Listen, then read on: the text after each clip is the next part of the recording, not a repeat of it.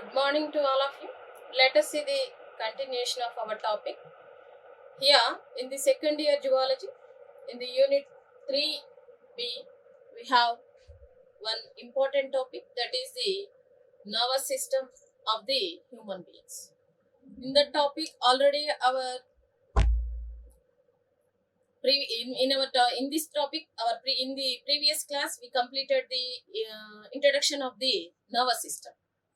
Before that one, I will continue the continuation of this topic. Yeah. Before that one, let us see the small introduction about this nervous system.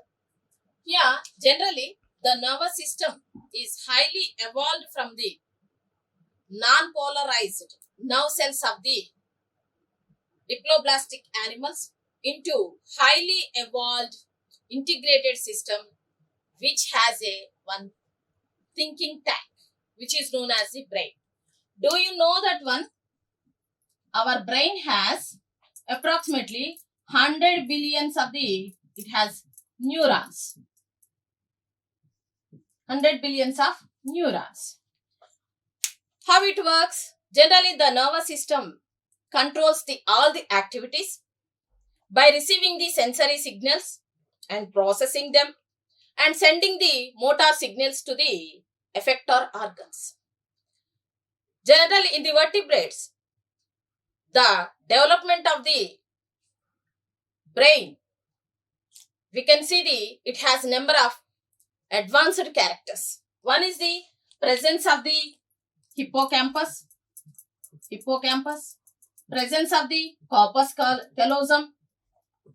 callosum, presence of the neopallium, and presence of the amygdala,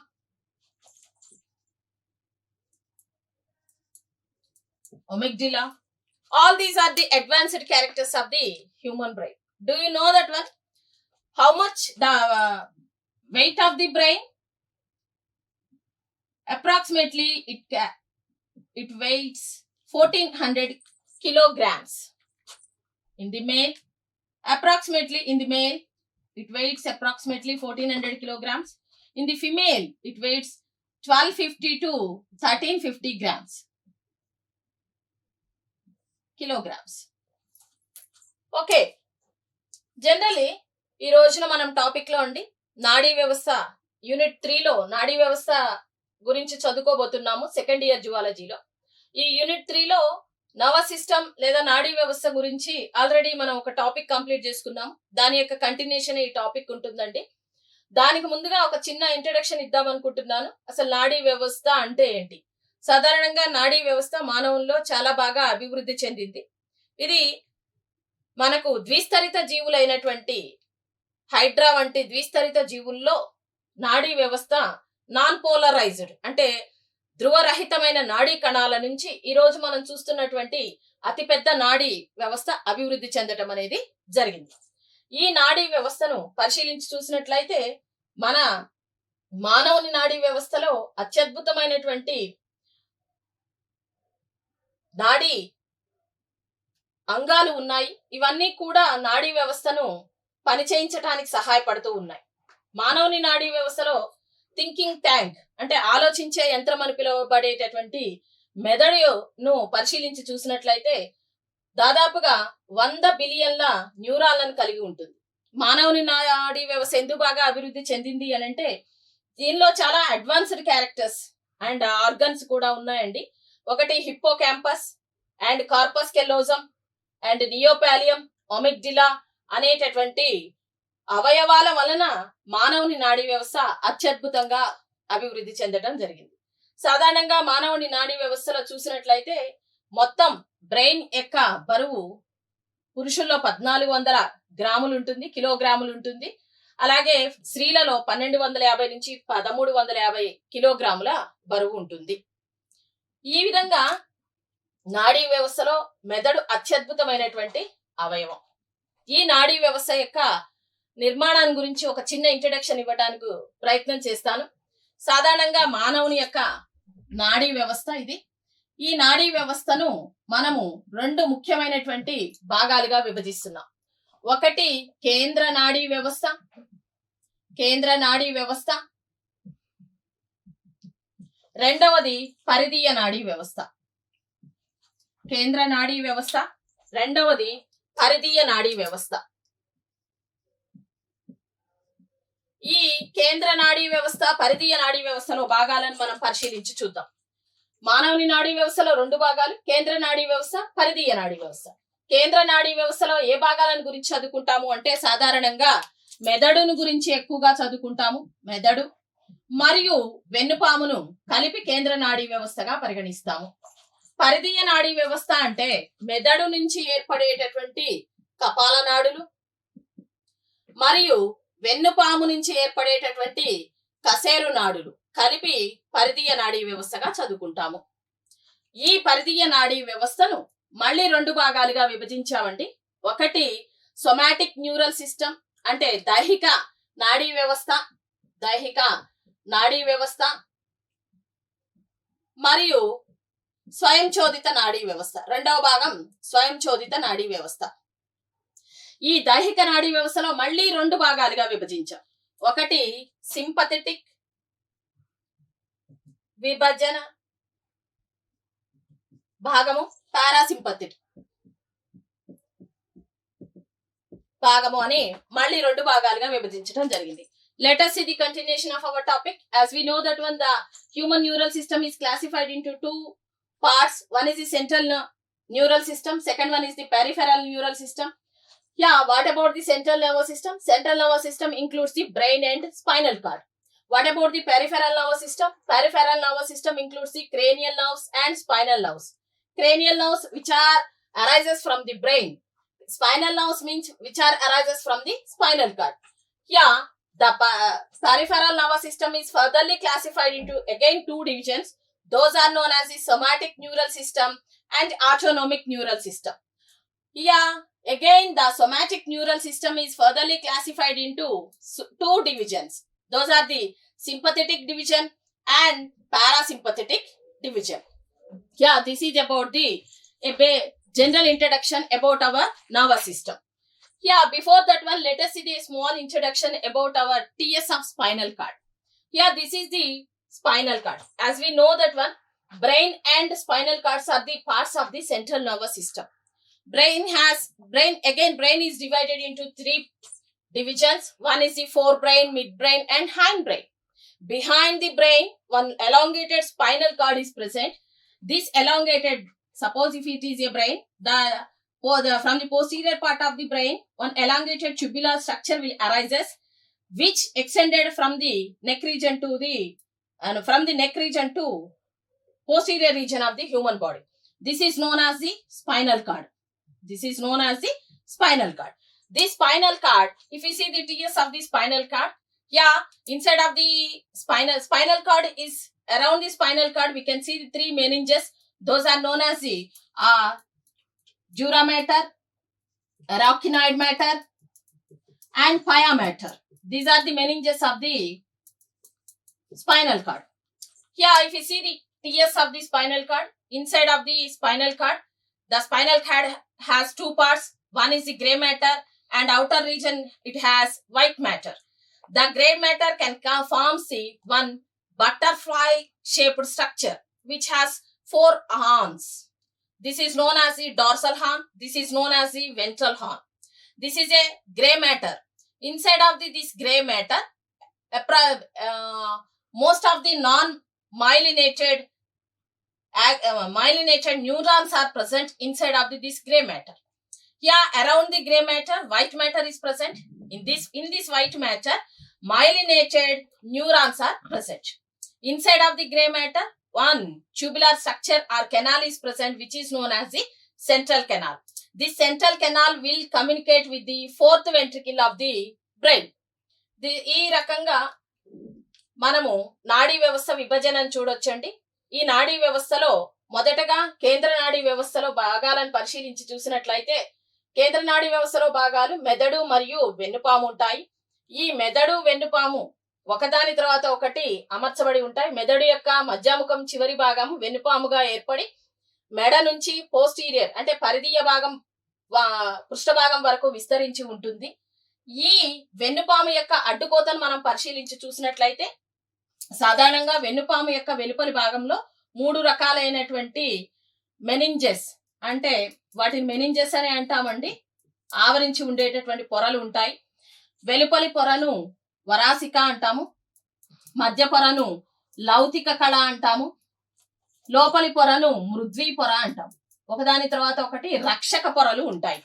ఈ వెన్నుపాము యొక్క అడ్డుకోతను చూసినట్లయితే వెన్నుపాము లోపల బూడిద పదార్థంతో ఏర్పడిన, ఇది బూడిదండి, బూడిద పదార్థముతో ఏర్పడిన 4 శృంగాలను కలిగిన హెచ్చాకారపు నిర్మాణం ఉంటుంది. ఇది బూడిద పదార్థంతో ఏర్పడి ఉంటుంది. ఈ బూడిద పదార్థంలో ఎక్కువగా మయలిన్ రహిత నాడీ కణాలు ఉంటాయి. మైలిన్ రహిత నాడీ కణాలు ఎక్కువగా ఈ బూడిద పదార్థంలో ఉంటాయి. దాని చుట్టూ తెలుపు పదార్థం ఉంటుందండి. ఈ తెలుపు పదార్థములో మయలిన్ సహిత నాడీ కణాలు ఎక్కువగా ఉంటాయి. బూడిద పదార్థము యొక్క మధ్య భాగంలో సెంట్రల్ కెనాల్, కేంద్ర కుల్య అనే నిర్మాణము ఉంటుంది. ఈ సెంట్రల్ కెనాల్ లేదా కేంద్ర కుల్య అనేది మెదడు యొక్క మధ్యాముఖము తోటి కనెక్ట్ అయి ఉంటుంది. ఈ విధంగా మనము వెన్నుపాము యొక్క అడ్డుకోతను పరిశీలించి చూడవచ్చు. కేంద్ర నాడీ వ్యవస్థ, పరిధీయ నాడీ వ్యవస్థ మానవుని యొక్క నాడీ వ్యవస్థలో భాగాలు. ఈ కేంద్ర నాడీ వ్యవస్థలో మెదడు, వెన్నుపాము కలిసి కేంద్ర నాడీ వ్యవస్థను ఏర్పరుస్తున్నాయని చెప్పుకున్నాం. పరిధీయ నాడీ వ్యవస్థలో భాగాలను మనం ఇప్పుడు పరిశీలించి చూస్తున్నాం. పరిధీయ నాడీ వ్యవస్థ అంటే ఇంతకు ముందే మనం చెప్పుకున్నాం, మెదడు మరియు వెన్నుపాము నుంచి ఏర్పడేటటువంటి కపాల నాడులు మరియు వెన్నుపాము నుంచి ఏర్పడేటటువంటి కశేరు నాడులు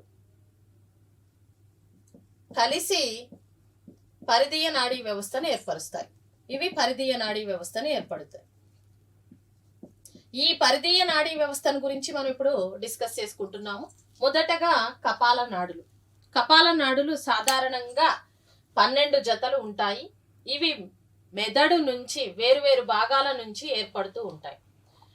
కపాలం నుంచి బయటకు వచ్చినటువంటి ఈ నాడులు శరీరంలోని అన్ని భాగాలకు ఈ 12 జతల నాడులు సరఫరా అవుతూ ఉంటాయి. సాధారణంగా ఈ కపాల నాడులను వాటి యొక్క పనితీరుని బట్టి 3 రకాలుగా విభజించటం జరిగింది. ఒకటి జ్ఞాననాడి, రెండవది చాలక నాడి, మూడవది మిశ్రమ నాడి. మొదటగా మనం జ్ఞాననాడి అంటే ఏంటో చూద్దాం.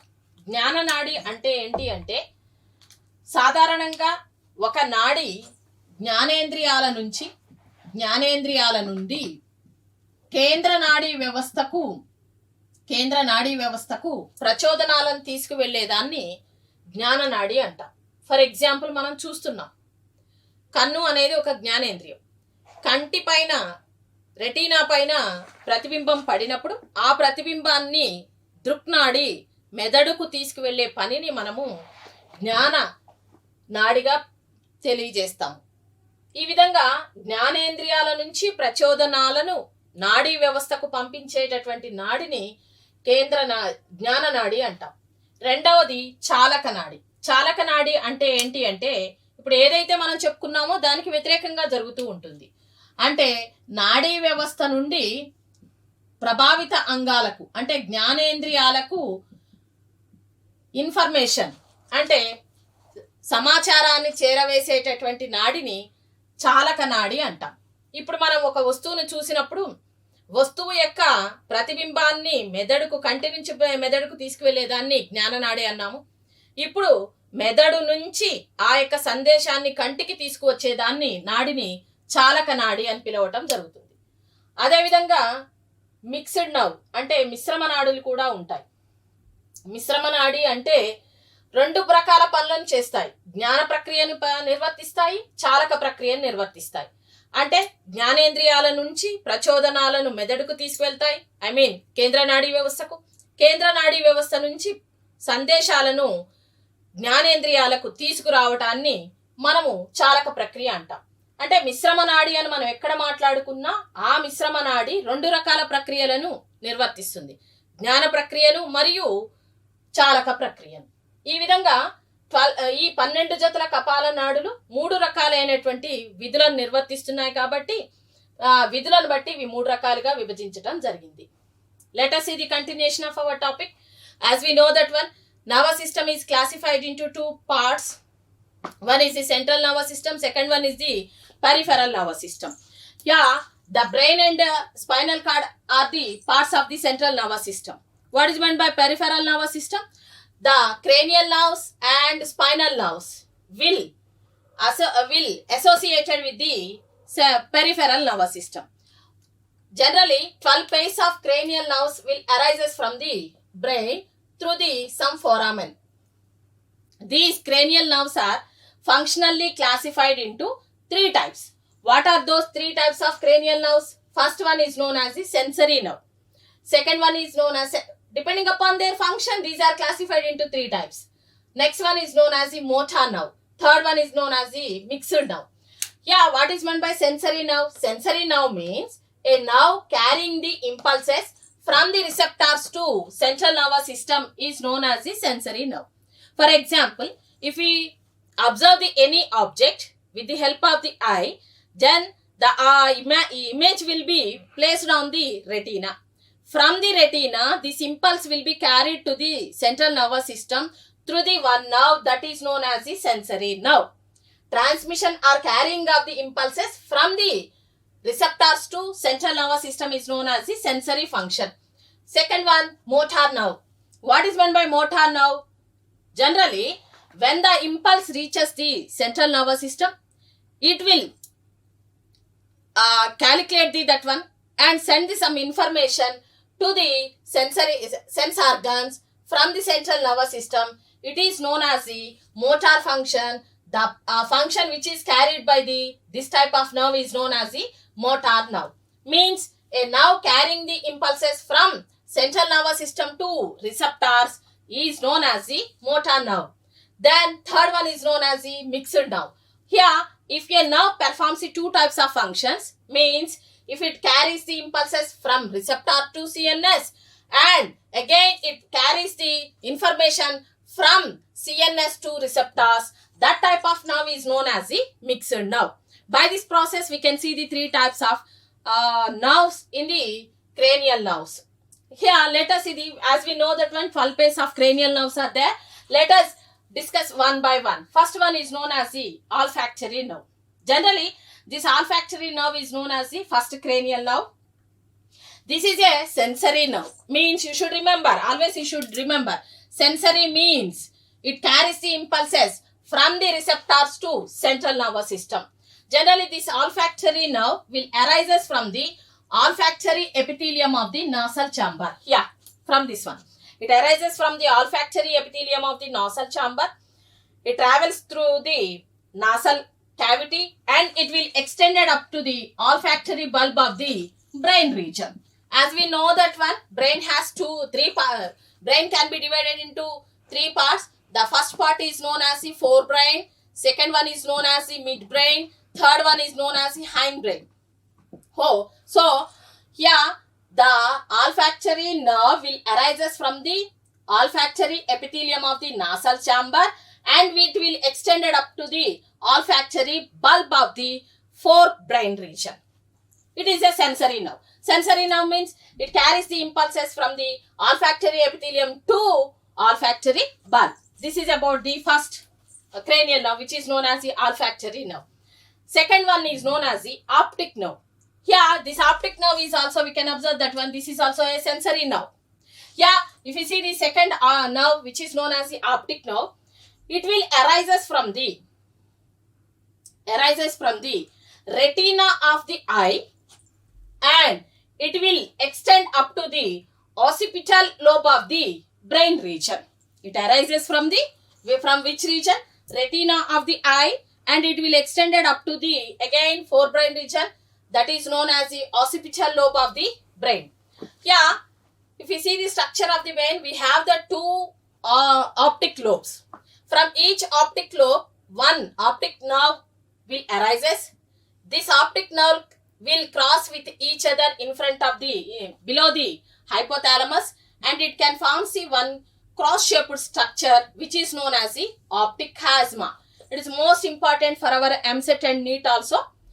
From the two optic lobes, two optic nerves will arises. These two optic nerves will cross with each other and forms the one cross-shaped structure which is known as the optic chiasma. So these two optic nerves will extended up to the occipital lobe of the forebrain region. It is also sensory nerve. Sensory nerve means it carries the impulses from the retina of the eye to occipital lobe of the brain region. Second one, oculomotor nerve. What is meant by oculomotor nerve? It is a motor nerve. It will arises from the midbrain region and it will innervates into the inferior oblique, superior, inferior and medial rectus muscles and ciliary muscles and iris muscles of the eyeball. Means the total inner organs of the eye will receive this nerve from which arises from the midbrain, which is known as the oculomotor nerve. So it is a motor nerve. You should remember, it receives the impulses. It carries the impulses from the central nervous, from the midbrain to inferior oblique, superior, inferior and medial rectus muscles and ciliary and iris muscles of the eyeball. It is a motor nerve. Next one, fourth one is known as the pathetic nerve or trochlear nerve. Here if you see the pathetic nerve, it is also motor nerve. It arises from the midbrain. Next, it extended up to the superior oblique muscles of the eyeball. Means, as we know that one, what is meant by motor function? It carries the impulses from the CNS to effector organ or receptor. So, it carries the impulses from the midbrain to superior oblique muscles of the eyeball. Next, fifth one is known as the trigeminal nerve. It should remember, it is a mixed nerve. Means it can perform the two types of functions. One is the sensory function, second one is the motor function. Here, this trigeminal nerve has three branches. What are those three branches? One is the ophthalmic sensory nerve. Second one is known as the maxillary sensory nerve. Third one is known as the mandibular sensory nerve, mandibular mixed nerve. So, this ophthalmic nerve and maxillar nerves are the sensory nerves. Means, these two nerves carries the impulses from the receptors to CNS. Here, if you see the sensory information carried by the ophthalmic nerves and maxillary nerves, here generally it arises from the pons varoli. It will extended up to the conjunctiva of the eye, eyelids, palate and lacrimal glands, teeth, nose, tongue and cheek. From here, these two nerves are innervated into all these organs, internal organs, and send the impulses from these organs to pons varoli. So, these two nerves will perform the sensory function. Let us see the third one. It is a mixed nerve. Here, if you see the mixed nerve, mandibular nerve. This mandibular nerve performs it performs the motor function. This mandibular nerve will carry the impulses from CNS to these organs. What are those organs? It receives the impulses from the midbrain, pons varoli to lacrimal glands and lower jaw and sublingual and maxillary sublingual salivary glands. This is about the trigeminal nerve. Here if you see మనం ఇక్కడ కపాల నాడులను గురించి పరిశీలించి చూస్తున్నామండి. కపాల నాడులు మనకి 12 జతలు ఉన్నాయి. ఈ 12 జతల కపాల నాడులో మొదటిది గ్రాణ నాడి. మీకు ముందే గుర్తున్నది, సాధారణంగా ఇవి పనిచేసే విధానాన్ని బట్టి నాడులను మనం 3 రకాలుగా విభజించాం. జ్ఞాన నాడి, చాలక నాడి, మిశ్రమ నాడి. గ్రాణ నాడి అనేటటువంటిది జ్ఞాన నాడి. అంటే గ్రాణ ఉపకళ నుంచి ఏర్పడి గ్రాణ లసనాల వరకు ప్రసరించి ఉంటుంది. అంటే ఇది గ్రాణ ఉపకళ నుంచి కొన్ని ఇంపల్సెస్, ప్రచోదనాలను పూర్వ మెదడులో ఉన్న గ్రాణ లసనాల వరకు చేరవేస్తుంది, గ్రాణ ప్రక్రియను నిర్వర్తిస్తుంది. రెండవ నాడి దృష్టి నాడి. ఈ దృష్టి నాడి అనేది కంటి యొక్క రెటీనా నుంచి ఏర్పడి దృష్టి వల్కలం, మెదడులో ఉన్నటువంటి దృష్టి వల్కలం వరకు విస్తరించి ఉంటుంది. ఇది కూడా జ్ఞాన ప్రక్రియ నిర్వర్తిస్తుంది. కంటి నుంచి ప్రచోదనాలను దృష్టి వల్కలం వరకు తీసుకువెళ్తుంది. మూడవది నేత్రియ చాలక నాడి. ఈ నేత్రియ చాలక నాడి అనేది మోటార్ నర్వ్ అంటే చాలక ప్రక్రియను నిర్వర్తిస్తుంది. ఇది సాధారణంగా మిడ్ బ్రెయిన్ మధ్య మెదడు నుంచి ఏర్పడి ఇది కంటిలో ఉన్న ఊర్ధ్వ నిమ్న రుజు కండరాల వరకు వ్యాప్తి చెందుతుంది. అంటే కంటిలో ఉన్న ఊర్ధ్వ నిమ్న రుజు కండరాల నుంచి ప్రచోదనాలను మధ్య మెదడుకు అందిస్తుంది. నాలుగవది అనుభూత నాడి. ఈ అనుభూత నాడి అనేది కూడా మళ్ళీ చాలక నాడి. ఈ చాలక నాడి అయినటువంటి అనుభూత నాడి ఎక్కడి నుంచి ఏర్పడుతుంది? మధ్య మెదడు నుంచి ఏర్పడి కంటి యొక్క సుపీరియర్ ఆబ్లిక్ మజిల్స్ అంటే కంటి గుడ్డు యొక్క ఊర్ధ్వ నిమ్న కండరాల వరకు కూడా సరఫరా అవుతుంది. అంటే ఇది కంటి గుడ్డు నుంచి మధ్య మెదడు వరకు ప్రచోదనాలను పంపిస్తుంది. ఐదవది నేత్రియ చాలక నాడి. నేత్రియ చాలక నాడి. ఈ నేత్రియ చాలక నాడి మిశ్రమ నాడి. మిక్స్డ్ అంటే మిశ్రమ నాడి. ఈ మిశ్రమ నాడి అయిన నేత్రియ చాలక నాడికి 3 శాఖలు ఉన్నాయి. ఒకటి నేత్రియ శాఖ, రెండవది జంబికా శాఖ, మూడవది అధోహను శాఖ. ఇవి రెండు కూడా నేత్రియ శాఖ, జంబికా హను శాఖ అనేవి జ్ఞాన ప్రక్రియ నిర్వర్తిస్తున్నాయి. ఇవన్నీ కూడా కంటి యొక్క అశ్రుగ్రంథులకు, దంతాలకు మరియు ముక్కుకు, అలాగే ప్యాలెట్ అంటే అంగిలికి మరియు నాలుక, దవడ చీక్స్ అంటే దవడ భాగాలకు, వీటన్నిటి భాగాలకు నాడీ ప్రచోదనాలను అందచేస్తూ జ్ఞాన ప్రక్రియను నిర్వర్తిస్తాయి. ఇక మ్యాండిబులార్ నర్వ్ అంటే అధోహను శాఖ కంటి యొక్క అశ్రుగ్రంథులకు మరియు అధోజంబిక, అధోజిఫిక లాలాజల గ్రంథులకు సరఫరాయి వాటి నుంచి ప్రచోదనాలను తీసుకువెళ్లి పాన్స్ వరోలేకి అందిస్తుంది. ఇది నేత్రియ చాలక నాడి. 12 జతల కపాల నాడుల్లో మనము 6వ జత కపాల నాడిని గురించి పరిశీలించి చూద్దాం. దీన్ని అబ్డ్యూసెన్స్ నాడి అంటారు. ఇది చాలక నాడి. చాలక నాడి అంటే ప్రచోదనాలను నాడీ వ్యవస్థ నుంచి అవయవాలకు తీసుకొని వస్తుంది. ఇది పాన్స్ వరోలు నుంచి ఏర్పడి కంటి యొక్క నిమ్న రుజు కండరాల వరకు వ్యాప్తి చెంది ఉంటుంది. నెక్స్ట్ అలాగే హాస్యనాడి. హాస్యనాడి అనేది ఇది కూడా మనకి మిశ్రమ నాడి అండి. ఇది పాన్స్ వరోల నుంచి ఏర్పడి ఇది సాధారణంగా ప్యాలెట్ అండ్ సెలవరీ గ్లాండ్స్ అంటే అంగిలికి మరియు సెలవరీ గ్లాండ్స్ అంటే వాటిని లాలాజల గ్రంథులు అంటాం. లాలాజల గ్రంథులకు తమ శాఖలను సరఫరా చేస్తూ ఉంటుంది. అలాగే టేస్ట్ బర్డ్స్ అంటే రుచి కళికలు వరకు ఈ నాడి విస్తరించి ఉండి ఇక్కడి నుంచి సెన్సరీ ఇంపల్సెస్ ని పంపిస్తుంది, జ్ఞాన ప్రక్రియను నిర్వర్తిస్తాయి, అలాగే చాలక ప్రక్రియను నిర్వర్తిస్తాయి. ఇక 8వ నాడిని వెస్టిబులో కాంక్లియర్ నర్వ్ అంటాము. దీన్ని శ్రవణ నాడి అంటాము. ఇది కేవలము జ్ఞాన నాడి మాత్రమే. ఇది చెవిలో ఉన్నటువంటి కర్ణావర్తనం నుంచి ప్రచోదనాలను మెదడులో ఉన్నటువంటి పాన్స్ మరియు అనుమస్తిష్కము మజ్జాముఖానికి చేరవేస్తుంది. దీంట్లో 2 భాగాలు ఉన్నాయండి, cochlear nerve and vestibular nerve అని. కాంక్లియర్ నర్వ్ అనేది కర్ణావర్తనం నుంచి ప్రచోదనాలను అనుమస్తిష్కానికి మరియు మజ్జాముఖానికి చేరవేస్తుంది. వెస్టిబులార్ నర్వ్ అనేది ఇది లోపలి చెవిలో ఉన్నటువంటి అర్ధవర్తుల కాలువల నుంచి అనుమస్తిష్కానికి మరియు మెడులా అబ్లాంగేటా అంటే మజ్జాముఖానికి ప్రచోదనాలను చేరవేస్తుంది.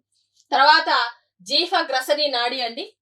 ఇది మెదడులోని మజ్జాముఖాన్ని నుంచి ఏర్పడి మన గ్రసని అంటే గొంతు వరకు ఉన్నటువంటి కండరాలకు విస్తరించి ఉంటుంది. ఇది గ్రసని మరియు లాలాజల కండరాలకు సంబంధించిన నాడీ ప్రచోదనాలను జ్ఞాన ప్రక్రియకు, చాల ప్రక్రియకు ఉపయోగపడుతుంది. ఇక 10వది వ్యాగస్ నర్వ్ అండి, చాలా ముఖ్యమైనది. ఇది మజ్జాముఖం నుంచి ఏర్పడుతుంది. మజ్జాముఖం నుంచి ఏర్పడినటువంటి ఈ నాడి మన శరీరంలో అంతరంగ అవయవాలైనటువంటి అన్ని రకాల అవయవాలకు ఇది జ్ఞాన చాలక ప్రక్రియ నిర్వర్తిస్తుంది. ఊపిరితిత్తులు, గుండె, ఆహార నాళము మరియు జీర్ణాశయము, చిన్న ప్రేగుకు ప్రచోదనాలను పంపిస్తుంది. అలాగే ప్రచోదనాలను రిసీవ్ చేసుకోవడము మరియు సందేశాలను పంపించే ప్రక్రియను నిర్వర్తిస్తుంది.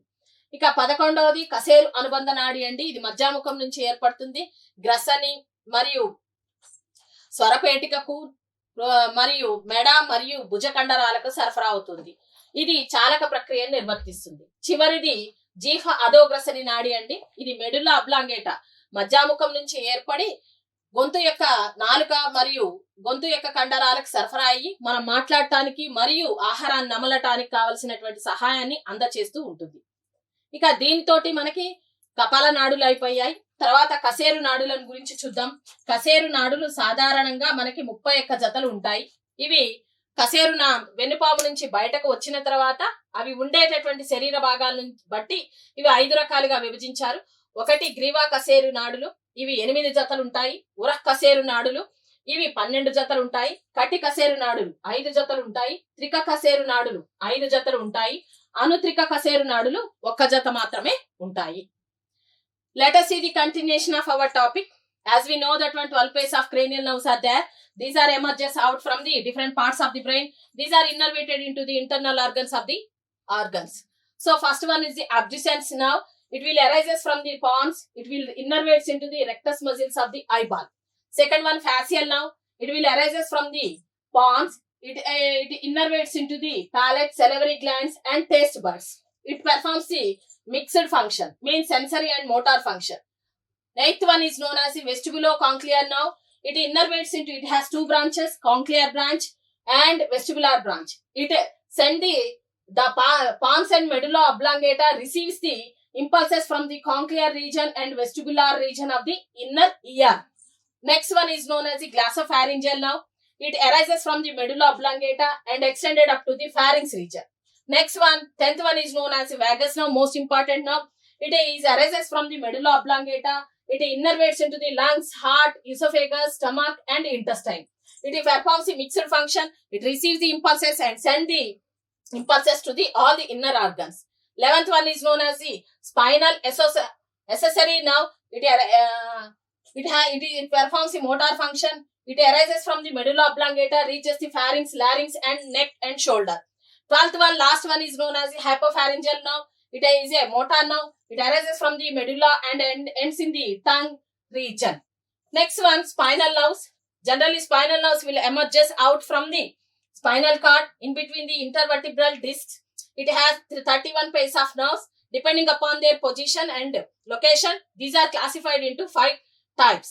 First one is the cervical spinal nerves, which are 8 pairs. Thoracic spinal nerves, 12 pairs. And lumbar spinal nerves 5 pairs, sacral spinal nerves 5 pairs. Last one is known as the coaxial spinal nerves, which are 1 pair. This is about the spinal nerves and cranial nerves of the peripheral nervous system.